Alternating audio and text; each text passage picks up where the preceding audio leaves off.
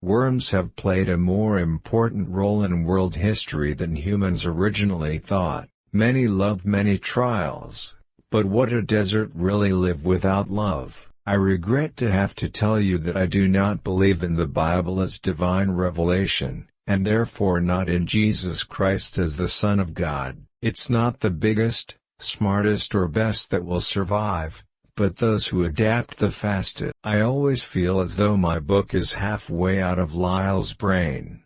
And therefore when seeing something Lyle has never seen, people haven't seen it partly through his eyes. At least I have, as I hoped, done a good service in helping to overthrow the separate dogma of creation, a phrase frequently used by Mr. Herbert Spencer of survival of the fittest is more accurate, and sometimes equally convenient. For a shield may be as important for victory, as a sword or a spear. If worms have the power to derive ideas, however crude, the shapes of things in their burrows, as they are, they deserve to be called intelligent, for they act in almost the same way as humans in the same situation. You will be amazed to discover how the overall mental dispositions of your children change as they get older.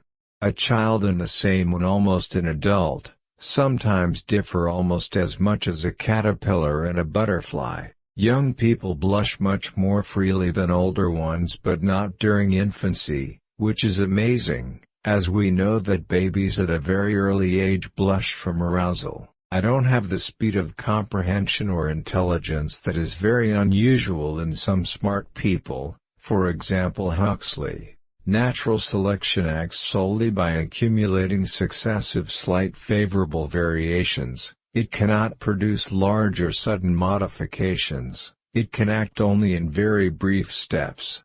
In the survival of favored individuals and races, during the constant struggle for existence, we see a strong and ever-acting form of selection. Until facts are grouped and called, there is no prediction. The only advantage of discovering laws is to predict what will happen and see scattered facts.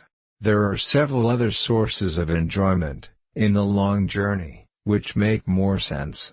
The world map is no longer empty, it becomes a picture full of the most varied and animated characters. The most energetic workers I have met in my world travels are the vegetarian miners in Chile. Man in his arrogance thinks of himself as a great work, worthy of being placed as a great god. More humble, and I believe it is right, to think that he was created from an animal. Just a picture for myself, of a nice gentle wife on the couch, with a nice fire, and books and music. However, we must admit, as it seems to me, that man in all his noble qualities, still wears his skeleton, which is the indelible stamp of his humble origin.